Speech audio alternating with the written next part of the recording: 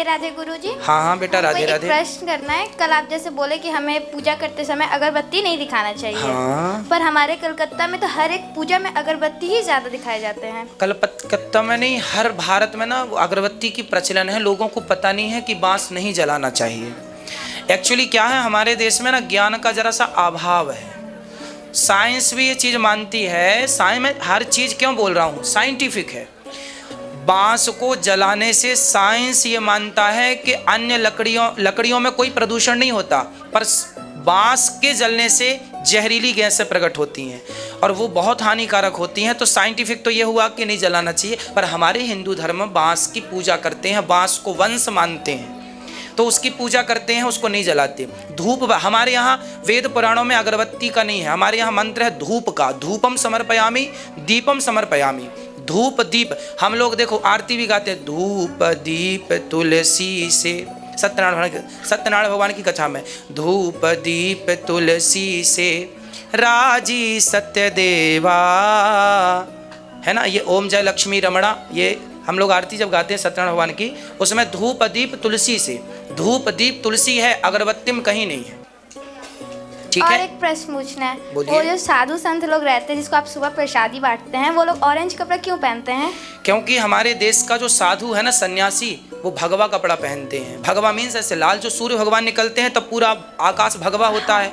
वो भगवा जो होता है ना, वो अग्नि का स्वरूप है। जैसे हम लोग अग्नि में डालते हैं सबको स्वाहा, उसी प्रकार संतों ने लाल कपड़ा पहन लिया, अन्य कपड़े त्याग दिए। मतलब लाल कपड़ा अग्नि सूचक है, मतलब उन्होंने अपने जीवन के सुखों को भी समाप्त कर दिया जला करके, और बस केवल आग के स्वरूप में चल रहे हैं, केवल धर्म के प्रचार के लिए, आत्म कल्याण के लिए। उनके सुखों का उनने तिलांजलि कर दी, सुख का त्याग कर दिया। कोई सुख नहीं, बेटे का, बेटी का, पत्नी का कोई सुख नहीं। अपना सिर भी मुड़ा लिया, सब अपना पिंडदान भी कर लिया, सिर्फ लाल कपड़े। समाज उनको तो कपड़े नहीं पहनाते, पर चूंकि समाज में रहना है तो शरीर को ढकना होता है, इसलिए वो कपड़े भी पहनते हैं। नहीं तो हमारे जो नागा साधु हैं वो तो कपड़े भी नहीं पहनते, क्योंकि वो भगवान में लीन है, उन्हें ज़रूरत ही नहीं है। पर समाज में जो रहते हैं वो शरीर को ढक के रहते हैं, क्योंकि मर्यादा है, और इसलिए वो लाल कपड़े, क्योंकि वो अग्नि का सूचक, अग्नि के तुल्य है, इसलिए। ठीक है। राधे राधे गुरुजी।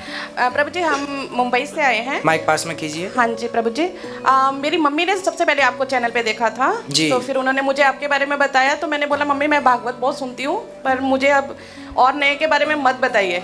तो वो रोज आपकी कोई ना कोई मुझे स्टोरी बताते थे। तो सुनते सुनते एक दिन मैंने बोला मम्मी इतना फोर्स कर रही है, चलो मैं आज सुन लेती हूँ। मैंने आपका सुना तो मुझे इतना अच्छा लगा, धीरे धीरे करते मैं सुनने लगी। फिर धीरे धीरे मैं अपने बेटे को और हस्बैंड को भी, जैसे मम्मी मुझे बताते थे मैं उनको बताने लगी, पर इन लोगों को कोई इंटरेस्ट नहीं था।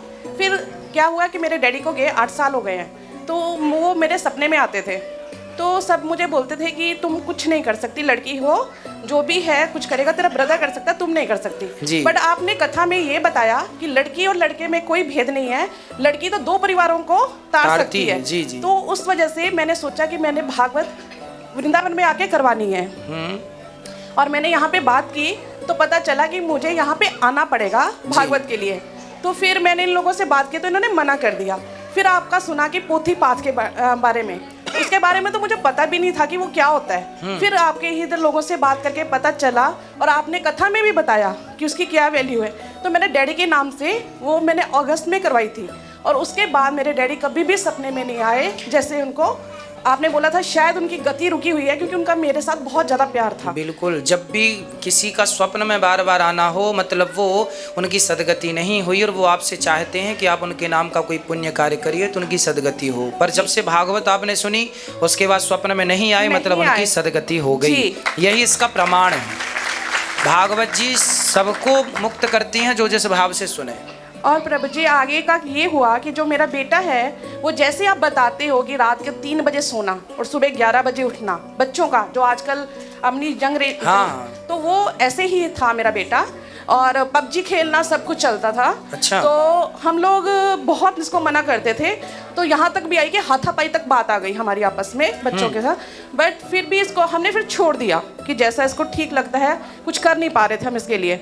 तो फिर उसके बाद जब इसने आपकी कथा सुननी शुरू की, थोड़ा थोड़ा करके, कभी 10 मिनट कभी 15 मिनट, और ऐसा एक टाइम आया, अभी इसने कैट में ज्वाइन किया, नहीं तो ये एक तरह से फ्री ही था।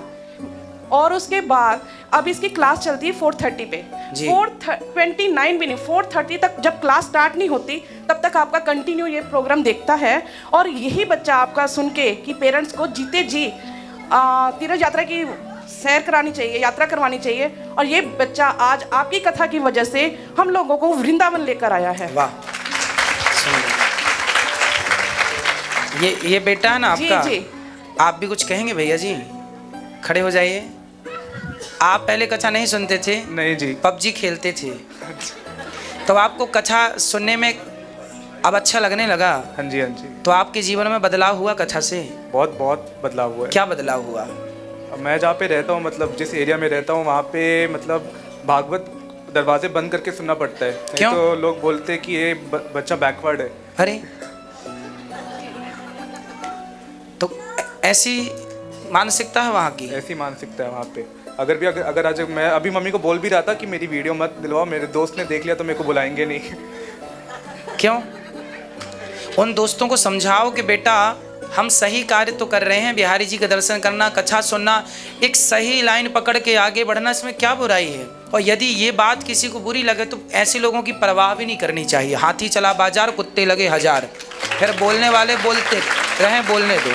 आप अपनी मस्ती से अपने लक्ष्य की ओर चलो और अपना नाम, अपने इज्जत और पैसा कमाओ, और सब कमाते हुए करते हुए धर्म से जुड़े रहो। ठीक है? खुश रहिए। कितनी उम्र है आपकी? मेरी 20 साल है। 20 साल की उम्र है इनकी, और ये बहुत पबजी और गेम में थे, लेकिन देखो कथा ने इनको भी मोटिवेट किया, परिवर्तित कर दिया, कहाँ से कहाँ लेकर आई। इन आपको कुछ कहना? खुश रहिए, आप सुखी रहिए, प्रसन्न रहिए। महाराज जी, मेरे को ये बोलना था, आप जिस तरह से साइंस से रिलेट करते हो कि जैसे गाय कार्बन डाइऑक्साइड लेती है और ऑक्सीजन छोड़ती है, और अपने जो द्वारिका ऑक्सीजन ही लेती है, ऑक्सीजन नहीं छोड़ती है गाय जी। अच्छा, सॉरी। तो वो सब कुछ, मतलब जैसे आजकल के बच्चे सोचते हैं कि साइंस से भागवत का कुछ रिलेशन नहीं है। लोग सोचते हैं कि जो अपनी बाइबल है, ग्रीक माइथोलॉजी है, वही सब कुछ है। तो आपने जो प्रूफ किया है कि जो साइंस है वो अपनी भगवत गीता में सब लिखा हुआ है, उससे बहुत मेरे को लगा कि हाँ, मैं क्योंकि साइंस पढ़ता था, तो उसके बाद मेरे को ज़्यादा विश्वास हो गया।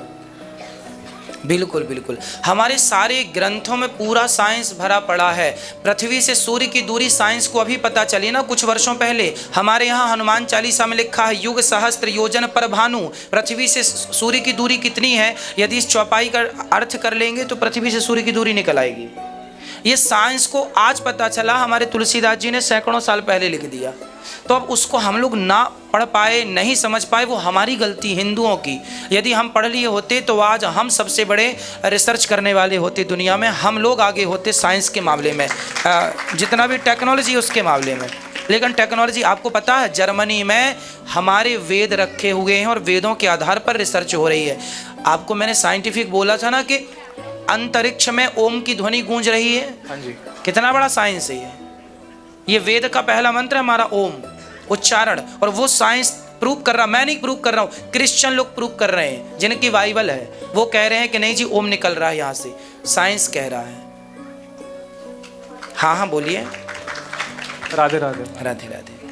प्रभु जी, एक बात ये है कि मेरी आंखों का 3 ऑपरेशन हुए एक साथ जी। मुझे बिल्कुल दिखाई नहीं देता था। हाँ। तो इसीलिए ऑपरेशन के बाद मैं इसलिए बेटे को बोल रही थी कि